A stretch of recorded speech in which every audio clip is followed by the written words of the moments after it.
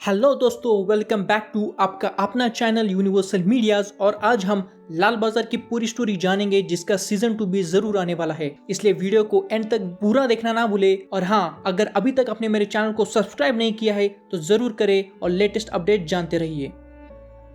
Episode 1 sleepless इन कोलकाता। कहानी शुरू होती है फ्लैशबैक से, जहां पर सुरंजन सिंह जो उस वक्त के वाड़गंज के ओसी होते हैं, वो उनकी एसआई अबिदा को आग से बचा रहे होते हैं, जिसमें उनका खुद का भी हाथ जल जाता है, लेकिन वो अबिदा को बचा नहीं पाते हैं। प्रेजेंट डेज में हमें ये दिखाया गया है कि कोई आदमी एक्स वर्कर रूबी को वो प्रेग्नेंट हो जाने के कारण उसका मर्डर करके उसके पेट से बच्चा निकाल कर एक रेड बैग में डाल के पास वाली नदी में फेंक देते हैं और रूबी को उसके रेड लाइट एरिया में फांसी देकर इस केस को सुसाइड को रूप देते हैं। दूसरे दिन स्विमिंग करते वक्त वो रेड बैग एक लड़के को मिलती है, जिसके बाद वो पुलिस को इन्फॉर्म कर देता है। उसी दिन सभी रेड लाइट के सेक्स वर्कर्स मरी हुई रूबी को स्मशान घाट ले जा रहे होते हैं। तभी साबिर अहमद जो वाड़गंज के प्रेजेंट ओसी होते हैं, वो बॉडी को पोस्टमार्टम के लिए ले जाते हैं, जिस पर वहां के डॉक्टर्स कहते हैं कि बॉडी को देखकर ये मर्डर का केस लगता है और इसके रिपोर्ट्स वो अगली सुबह देने का वादा करते हैं। लेकिन उस बॉडी को कोई दो आदमी रातों रात पोस्टमार्टम सेंटर से चुरा कर ले जाते हैं। ये सब हादसा सुरंजन अंडर कवर होके छिपकर देख रहा होता है। दूसरा episode mothers are forever. Farzana एक सेक्स वर्कर जो सुरंजन की भी इन्फॉर्मर थी,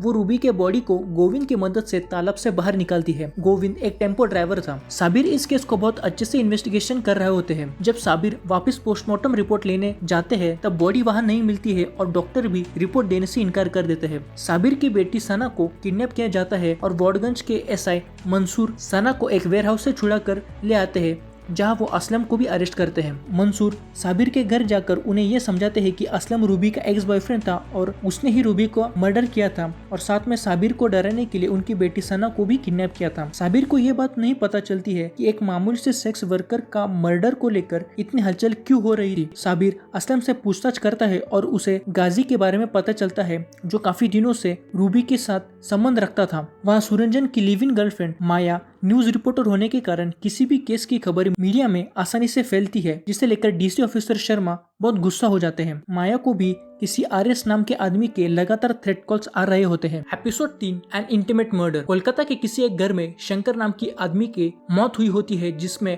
मर्डर वेपन एक फीमेल अंडरवेयर होती है। इस केस को लेकर सुरंजन ओसी विश्वास और एसआई मीरा को लोकल पुलिस स्टेशन इंक्वायरी करने के लिए भेजते हैं। फिर विश्वास शंकर की वाइफ पिंकी और उनके बैंड का ड्रमर शंभू से पूछताछ शुरू करते हैं, जिसमें पिंकी कुछ सही जवाब नहीं देती है। लेकिन शंभू से जब इंक्वायरी करते हैं, तब वो डर जाता है और सब कुछ सच बता देता है। पता चलता है कि पिंकी का शंभू के साथ अफेयर शुरू होता है और इसीलिए ही पिंकी शंकर को मार डालती है। दूसरी तरफ साबिर असलम को पूछताछ करके छोड़ देता है और तभी कुछ लोग असलम पर गोली जला देते हैं, जिसे लेकर असलम को हॉस्पिटल ले जाना पड़ता है। Episode 4 justice begins at home. Hospital में असलम के पास फरजाना साथ में होती है, लेकिन फिर भी कोई औरत बुरखा में आके कोमा में होने वाले असलम का ऑक्सीजन मास्क निकालकर उसे मार डालती है। वहाँ दूसरी तरफ एक केस को लेकर मीरा के बहादुरी का सबूत मिलता है। बजराज नाम का आदमी उसके वाइफ के साथ टीनेज लड़कियों का आश्रम चला रहा होता है, जिसका फायदा बजराज लड़कियों के साथ सेक्स करता था और उन्हें दूसरों को भी सप्लाई करता था। इस सेक्स रैकेट का खुलासा तब होता है जब आश्रम से एक लड़की भाग निकलती है, जिसके साथ बजराज रेप करता है और वो कोइंसिडेंटली वो लड़की मीरा के घर आती है और पूरा हादसा बताती है। फिर मीरा खुद से आश्रम में घुस के सभी को रेड हैंड पकड़ के इस ऑपरेशन को सक्सेसफुल करती है और सभी लड़कियों को आजाद करती है। इस ऑपरेशन की टिप मिलते ही सुरंजन वहां पहुंच जाते हैं।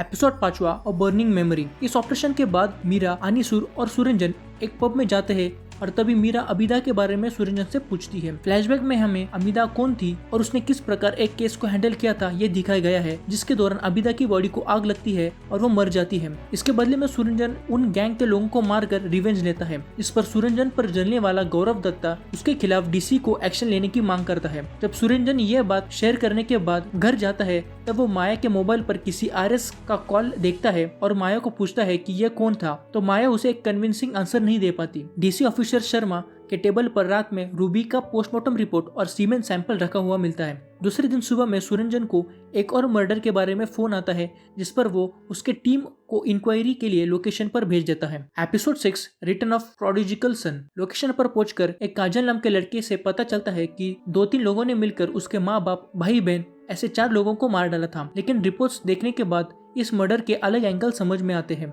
दूसरे दिन सुरंजन खुद अपनी टीम के साथ इन्वेस्टिगेशन करने जाते हैं। तभी वहाँ उन्हें काजल नाम का लड़का नहीं दिखता है। एक छोटे बच्चे की मदद से सुरंजन काजल के वहाँ पहुँचते हैं, लेकिन उनके टीम पर 4-5 छोटे बच्चे एक बिल्डिंग के छत से बोतल और पत्थर फेंकते हैं। किसी तरह टीम काजल को पकड़ती है और उसका फोन चेक करने के बाद पता चलता है कि काजल ने ही उन चारों की हत्या की थी।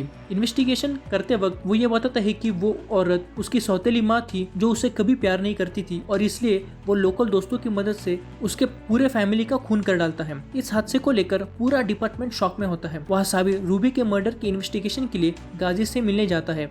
Episode 7 N of hand reaction. DC के सामने गौरव दत्त सुरंजन का इंसल्ट कर देता है। बाद में सुरंजन रिजू को लेकर उनके फेवरेट पब में दारू पीने जाते हैं। वहां से निकलने के बाद राजपाल सिंह यानी आरएस के गैंग का आदमी सुरंजन पर गोली चला देता है, लेकिन वो गोली रिजू को लगती है जिसे बाद में हॉस्पिटल में एडमिट किया जाता है। डीसी सुरंजन को वार्निंग देता है कि इस हादसे को लेकर वो कोई रिवेंज नहीं लेगा, लेकिन फिर भी सुरंजन एक होटल में घुसता है जहां पर आरएस के गैंग के आदमी का स्टे होता है और सिर्फ उस आदमी के दोनों हाथों पर गोली मारता है जिसने उस पर अटैक किया होता है। गौरव इन्वेस्टिगेशन इंचार्ज न होने के बावजूद भी होटल के रिसेप्शनिस्ट को सुरंजन का फोटो दिखाता है, जिस पर रिसेप्शनिस्ट कंफर्मेशन देता है और गौरव को मालूम पड़ता है कि उसका सुरंजन पर शक सही था। Episode 8 the road to death. शहर में लगातार कार में डेड बॉडीज के केसेस मिल रहे होते हैं। इस केस के सिलसिले में सुरंजन और उसकी टीम विक्टिम के घर जाकर उनके पेरेंट्स से पूछताछ करती है। तभी समझ आता है कि मरे हुए लोगों में एक चीज कॉमन थी कि वो सब गे थे। दूसरी तरफ शौकत जो गाजी का राइट हैंड होता है वो गोविंद को मार डालता है, जिसकी मदद से शौकत ने रूबी की डेड बॉडी उसके टेम्पो में लेकर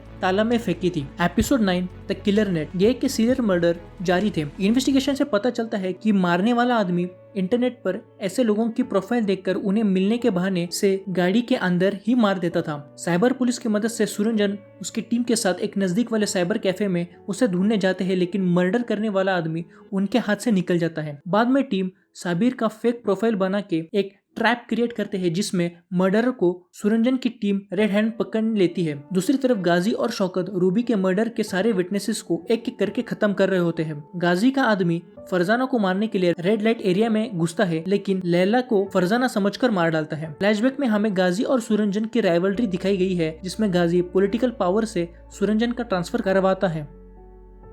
episode 10 this is not the end. Farzana Laila के मौत के बाद समझ गई होती है कि उसे भी गाजी कभी भी मार सकता है, इसलिए वो कुछ दिनों के लिए सुरंजन के घर पर रहना पसंद करती है। एक रात को सुरंजन माया के साथ माया के घर पर सोया हुआ होता है। तभी सुरंजन अपने घर जाता है तो उसे फरजाना की बॉडी जमीन पर पड़ी मिलती है, जिसे शौकत मारकर भाग गया था। सुरंजन उसके टीम के साथ गाजी के घर में घुसकर शौकत और उसके गन को फरजाना की मौत का एविडेंस के तौर पर ले जाते हैं। वो शौकत को एक पुराने गैराज में ले जाते हैं। उतने में वह गौरव दत्त पहुंच जाता है और सुरंजन को फरजाना को मारने के केस में फंसाकर अरेस्ट करने की कोशिश करता है। लेकिन असली ड्रामा तब शुरू होता है जब फरजाना, जिससे शोल्डर पर गोली लगने के कारण वो बच गई होती है, और वो सभी के सामने आती है। सुरंजन पूरा केस सॉल्व करता है कि किस प्रकार एसी ऑफिसर गौरव दत्त रूबी को मारकर उसको शबाना की मदद से फांसी देकर इस केस से रिलेटेड सभी एविडेंस को मिटा रहा था। एंडिंग में हमें ये दिखाया गया है कि जब माया आरएस से अपनी बेटी लेने के लिए जाती है, तब माया पर गोली चलाकर उसकी बेटी फिर से भगा ले जाते हैं। दूसरी तरफ सुरंजन गौरव दत्त को अरेस्ट करके ले जा रहे होते हैं, तभी उसके टीम के ऊपर कुछ लोग अटैक कर देते हैं, जिसमें अनीसुर को गोली लग जाती है और मीरा को किडनैप किया जाता है। दोस्तों, ये वेब सीरीज जरूर अपना सीजन 2 लेकर आएगी और इसीलिए लास्ट एपिसोड का टाइटल भी this is not the end दिया गया है। नेक्स्ट सीजन में आरएस कौन है, उसने माया को क्यों गोली मारी और वो मीरा को क्यों किडनैप करके लेके गए, ये सारा सस्पेंस जानने के लिए थोड़ा वेट करें और तब तक बने रहे यूनिवर्सल मीडियाज के साथ। दोस्तों, वीडियो अच्छा लगे तो लाइक कर देना और अगर आपको मेरे एफर्ट सही में अच्छे लगे तो सब्सक्राइब कर देना दोस्तों, बिल्कुल फ्री है।